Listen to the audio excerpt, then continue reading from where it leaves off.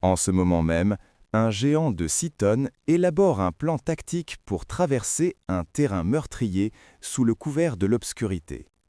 Il ne s'agit pas d'une simple migration irréfléchie, mais d'une mission furtive à haut risque.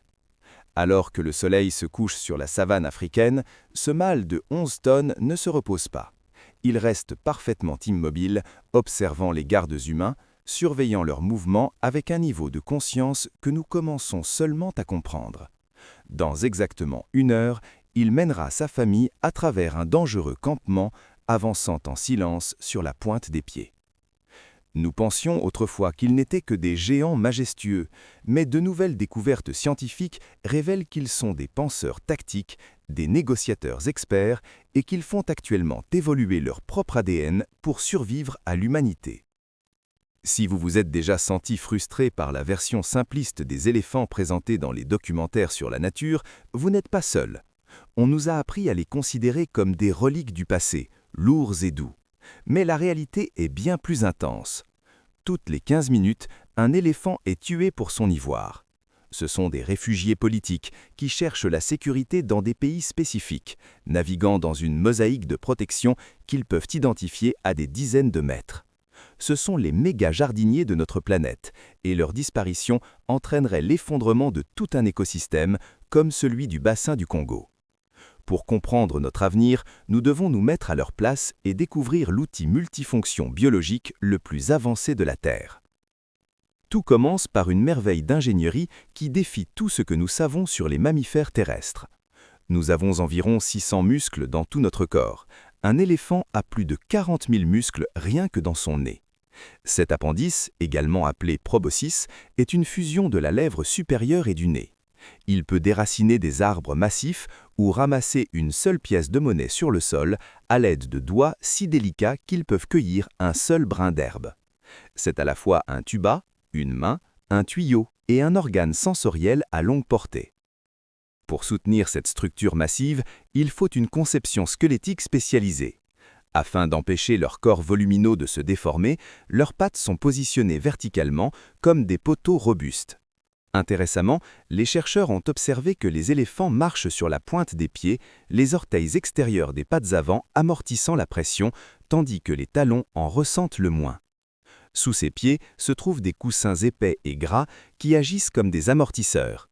Cela permet à un mâle de 6000 kg de marcher sur la pointe des pieds dans un silence fantomatique, une caractéristique essentielle pour se déplacer dans les dangereuses zones habitées par les humains sous le couvert de la nuit. Mais ils ne sont pas seulement silencieux, ils sont également passés maîtres dans l'art de réguler leur température. Leurs oreilles énormes ne sont pas décoratives, elles constituent un système de refroidissement naturel. Lorsque le sang chaud circule à travers la peau fine des oreilles, il est refroidi par l'air et recirculé afin d'abaisser la température corporelle de l'animal. Plus la journée est chaude, plus le battement est rapide. Même leur peau fait partie de ce mécanisme. Autrefois classée parmi les pachydermes ou à peau épaisse, leur peau est en réalité riche en terminaisons nerveuses. Elle peut détecter un seul insecte se posant sur leur dos. Les rides profondes de cette peau retiennent l'humidité, ralentissant l'évaporation et gardant l'animal au frais lorsque les températures dépassent les 49 degrés. Si le matériel est impressionnant, c'est le logiciel qui recèle le véritable mystère. L'éléphant possède le plus gros cerveau de tous les mammifères terrestres, pesant 5 kg. Mais ce n'est pas seulement une question de taille, c'est aussi une question de connexion. Dans le cerveau humain, les neurones sont conçus pour prendre des décisions rapides et agir rapidement. Mais chez l'éléphant, les neurones ont des branches incroyablement longues appelées dendrites. Cela suggère un cerveau conçu pour réfléchir profondément, pour être contemplatif. Ils ne se contentent pas de réagir à leur environnement, ils le méditent. Cette capacité cognitive leur confère une théorie de l'esprit, une aptitude complexe qui leur permet de reconnaître que les autres ont leurs propres pensées et intentions. Nous pouvons observer cela dans le test du miroir, où les éléphants reconnaissent leurs propres reflets, ce que seules quelques espèces, comme les dauphins et les grands singes, sont capables de faire. Mais pour un éléphant, la vue est en réalité le sens le moins important. Ils vivent dans un monde non visuel, dominé par l'odorat et l'ouïe.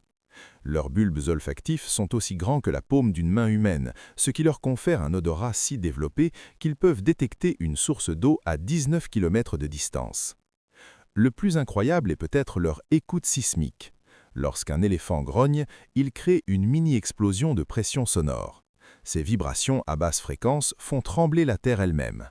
Les éléphants captent ces signaux grâce aux coussinets sensibles de leurs pieds et de leur trompe.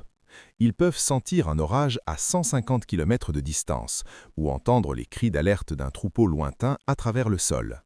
Ils sont en contact permanent, négociant et planifiant leurs déplacements dans un paysage qui change plus vite qu'ils ne peuvent s'y adapter. Cette intelligence sociale est le ciment qui soude leur famille. Chaque troupeau est dirigé par une matriarche, la femelle la plus âgée et la plus expérimentée, qui détient dans son esprit la carte du désert. Elle se souvient des points d'eau visités il y a des décennies lors de sécheresses qui auraient autrement tué la famille. Ce n'est pas de l'instinct, c'est une culture du secret. Lorsque nous perdons une matriarche ou un super tusker, comme le légendaire Tolstoï, nous ne perdons pas seulement un animal, nous perdons toute une vie de connaissances dont dépend la survie de toute la communauté. La profondeur de leur lien est particulièrement visible dans leur chagrin. Les éléphants font partie des rares créatures qui manifestent une véritable conception de la mort.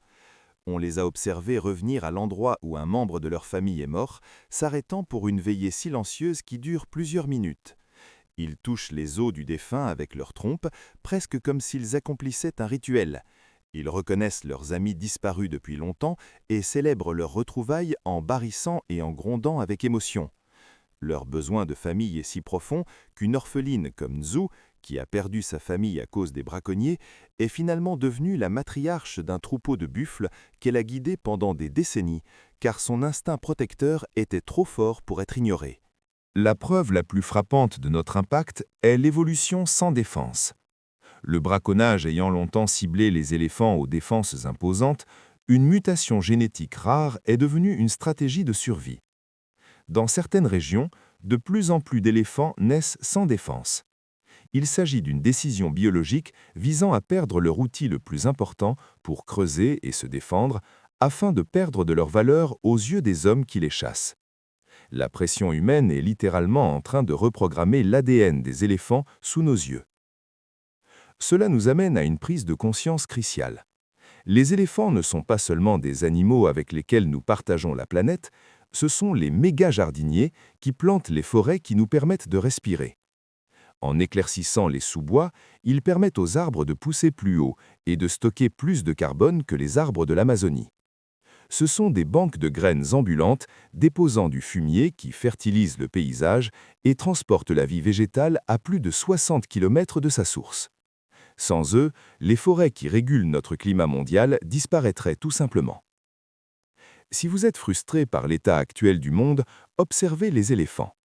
Ils trouvent des moyens de coexister, même lorsque les chances sont contre eux. Des clôtures anti-abeilles qui utilisent leur peur naturelle des insectes pour protéger les cultures sans violence, aux éléphants du désert super mamans qui élèvent leurs petits dans des endroits où la vie semble impossible, ils nous enseignent la résilience. Les sauver n'est pas seulement un acte de miséricorde, c'est une nécessité tactique pour notre propre survie. À mesure que nous dévoilons leurs secrets, nous voyons à quel point ils nous ressemblent. Ils ont des conversations réfléchies, qui ne sont pas seulement du bruit, mais qui ont un sens. Ils négocient, ils se soucient des autres et ils se souviennent. Leur succès repose sur la force de leurs relations et aujourd'hui, leur avenir repose sur la force des nôtres. Ces géants majestueux ont parcouru la planète pendant des millions d'années. Et aujourd'hui, ils nous demandent s'il y a encore une place pour eux dans le monde qu'ils ont contribué à créer. Nous sommes à l'aube d'une série de découvertes sur leur esprit, et il est temps que nous commencions à écouter les grondements qui secouent le sol sur lequel nous marchons.